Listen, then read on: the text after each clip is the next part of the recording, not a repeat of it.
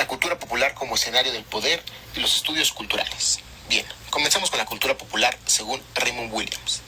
Según él, su tradición era de los estudios culturales poder analizar de diferentes fases. Esto, a finales de los años 50, se gestionaba a través de las influencias llamadas culturalismo. Esto era una aproximación de la cultura popular orientada por ciertas aspiraciones ideales y colectivas que tenían la sociedad en común. El término culturalismo fue acuñado en la Iglesia para identificar y vincular entre sí los trabajos de tres autores: The Use of Literacy, esto en 1958, luego Hogarth, Culture and Society, en 1980 a 1958, y The Long Revolution, en 1961. Este fue de Williams, y The Making of the English World Class, que este fue en 1963. Los tres desequilibraron la manera de campo y la tradición que habían heredado. Williams y Hogarth reaccionaron contra el dominio levianismo. Él ya había visto módulos operativos y adoptó estas nuevas intenciones para poderlas añadir a estos estudios de la literatura inglesa en esos años. Bien, de los tres autores, Williams expresó más claramente el modo contradictorio en el que convergieron las diferentes propuestas teóricas que sustentaban la creación de los estudios culturales. Esto a finales de los años 50. Igual Williams introdujo el término contemporáneo a las expresiones más culturales.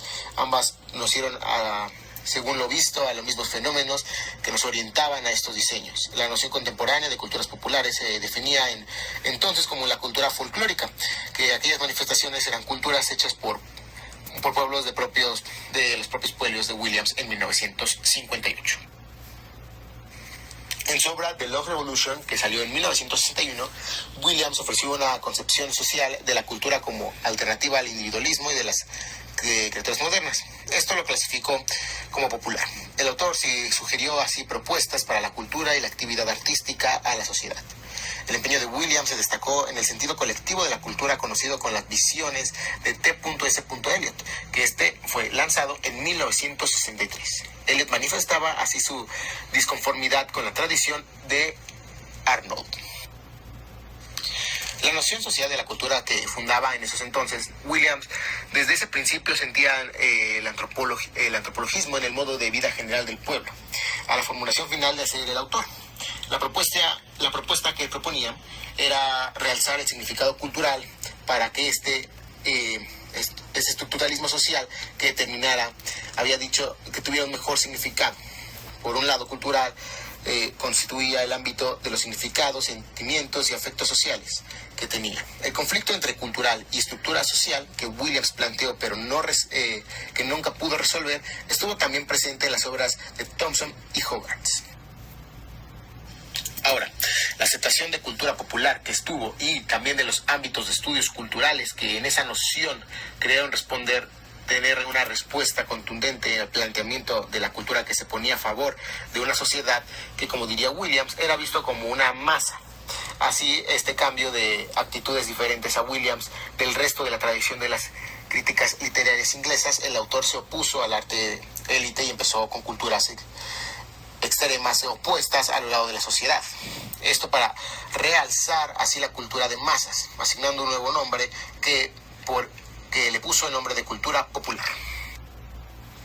Ahora pasamos con la relatividad, autonomía de la cultura y sus primeros trabajos. Esto sucede en los años 60, con los cuales tuvieron unos estudios culturales, se introducieron con la creación de centros contemporáneos, culturales y estudios universitarios de Brigham. A lo largo de esta década se desarrollaron los primeros estudios del área. En un principio, los propuestos británicos fue nada más un punto de vista desde este propuesto idealista, pero a modo que esto fue avanzando, marcó una teoría y analizó novedosos para indagar sobre el espacio del significado o en el conjunto de las estructuras político, económico, social y cultural, que esto se reflejaba en los años 60.